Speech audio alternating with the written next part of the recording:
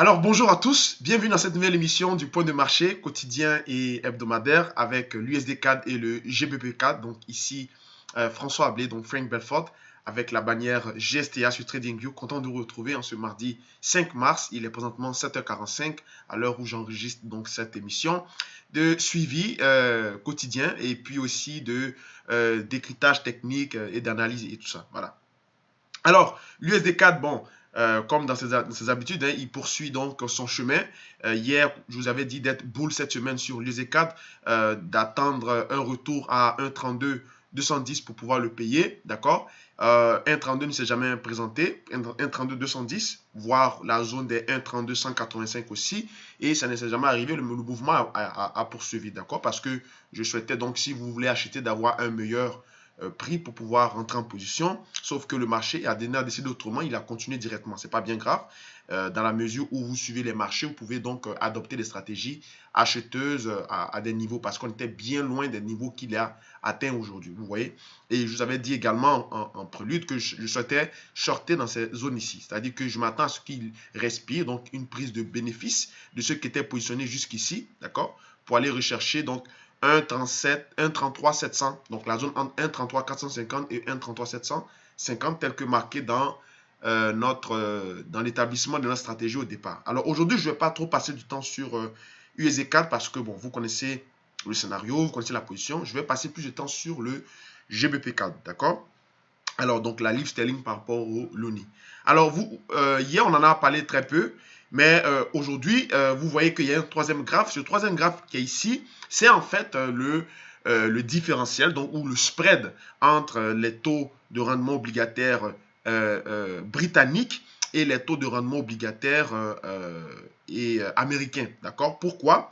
Parce que, tout simplement, je vous avais dit déjà au départ que le Forex, ce sont après tout des fractions, d'accord? Donc, si vous multipliez l'USD CAD par le CAD GBP, d'accord? Donc, vous inversez simplement la fraction, puisqu'on a GBP CAD, vous inversez à CAD GBP, et quand vous allez faire la manipulation mathématique, vous allez retrouver GBP USD, d'accord? Donc, ça veut dire que GBP USD est fonction du GBP CAD et également de l'USD CAD. Dans ce cas-là, on utilise donc le spread, d'accord, des taux obligataires souverains de 10 ans britanniques et américains. Sachant que quand vous allez faire donc la construction de ce modèle, il faudrait tenir compte que vous devez d'abord toujours soustraire les taux de rendement obligataire les plus élevés moins les moins élevés. Ça veut dire qu'il faut toujours mettre en premier nombre ou en première variable ceux dont les rendements obligataires sont les plus risqués. D'accord? Actuellement, il est plus risqué d'investir dans les rendements obligataires souverains aux États-Unis qu'aux rendements obligataires souverains britanniques. C'est quand même curieux, malgré qu'il y a le Brexit. D'accord? Malgré qu'il y a ce spectre de Brexit, parce que de manière classique, de manière, on va dire, empirique, les taux, les rendements obligataires les plus bas, hein, d'accord, c'est souvent l'Allemagne. Donc, dans le top 5, on a l'Allemagne, on a le Japon, on a la Suisse, on a l'Angleterre et puis on a le Canada, d'accord? Il y a eu un moment dans l'histoire de la finance que les Américains étaient devant parce qu'en 2008, par exemple, quand on avait fini, c'est-à-dire 2007-2009, quand on était en train de reprendre le processus d'expansion économique, donc injection massive des rendements obligataires, des injections massives, oui, de la monnaie et donc émission massive des rendements obligataires, ça veut dire que l'argent n'était pas cher à détenir. C'était pas cher de détenir la dette, c'était pas coûteux, d'accord? Donc, en ce moment-là, les États-Unis avaient bien sûr beaucoup de marge de manœuvre en émettant les rendements obligataires qui étaient fortement demandés, d'accord? Donc, ils étaient donc passés devant même l'Angleterre et le Canada et ils étaient au peloton, donc troisième position après donc le Japon et aussi la Suisse qui ne quittait pas leur rang d'antan, d'accord? Alors, donc utiliser le spread de taux souverain, d'obligations souveraines de 10 ans, cela revient donc à voir c'est dans quel pays la monnaie est coûteuse, d'accord? C'est dans quel pays détenir de la dette est coûteux, d'accord? Et quand on va voir les rendements obligataires, le spread, donc le différentiel au niveau du court terme, d'accord? à, par exemple, échéance 2 ans, et si on voit que les rendements de 2 ans sont supérieurs au rendement de 10 ans, ça veut dire que les acteurs économiques n'ont pas confiance à l'économie du pays. D'accord? Donc, ce qui revient à dire que ils préfèrent plutôt prêter à très court terme à des gens qui sont seulement riches que prêter à l'ensemble majeure partie des peuples, donc à long terme.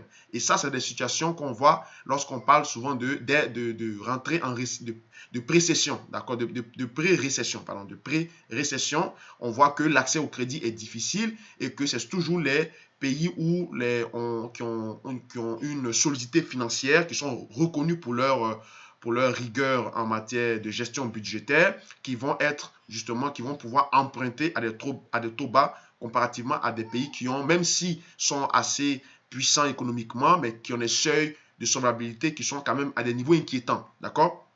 Au niveau donc du GBP, du spread de taux États-Unis, Angleterre, donc 10 ans américains moins 10 ans britanniques, donc rendement obligataire souverain.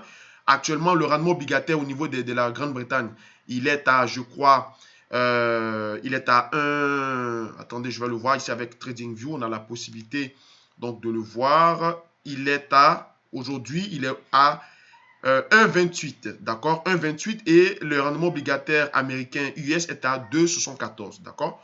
Donc, ça veut dire qu'actuellement, malgré la condition, la situation politique en Grande-Bretagne, il mieux vaut investir en Grande-Bretagne que investir aux États-Unis à cause du niveau de la dette. Et ça se comprend, vous voyez. Donc, ça veut dire qu'actuellement, le rendement obligataire américain est même pratiquement équivalent à celui de l'Italie, vous comprenez. Donc, ici, tout simplement, la stratégie, ce sera de surveiller le rendement, le différentiel de taux. Et quand par exemple, on va voir que le spread de taux obligataire souverain américain versus britannique va s'élargir, c'est-à-dire lorsqu'on va commencer à monter ici, hein, stratégie très facile, hein, quand on commence à monter dans ce sens-là, cela veut dire par exemple que au niveau de l'USD-CAD, d'accord, vous allez voir que l'USD-CAD va se mettre à poursuivre son chemin. C'est-à-dire que plus on reste au-dessus ici des 1, on va dire du seuil des 1,50 en termes de spread de taux. Donc, si le spread de taux monte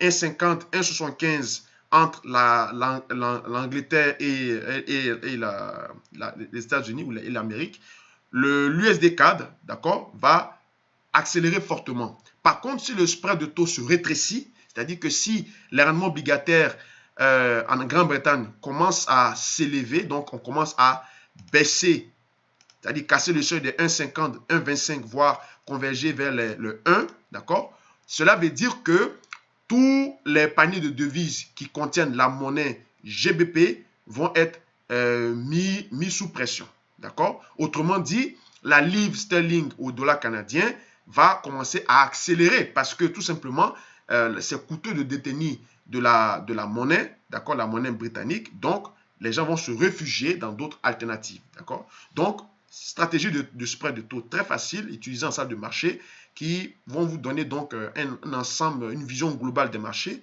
pour pouvoir optimiser le timing d'intervention sur les différentes paires qui sont devant vous. Donc, on va suivre ce taux cette semaine, ce spread de taux, pour voir un peu quand est-ce que le USD-CAD va continuer à poursuivre son chemin. Donc, actuellement, le spread de taux nous donne donc attendez, je vais mettre celui-ci en jaune pour avoir donc la cotation. Donc, il est à 1,4630, d'accord. Donc, disons entre 1,45, aux alentours de 1,45, d'accord.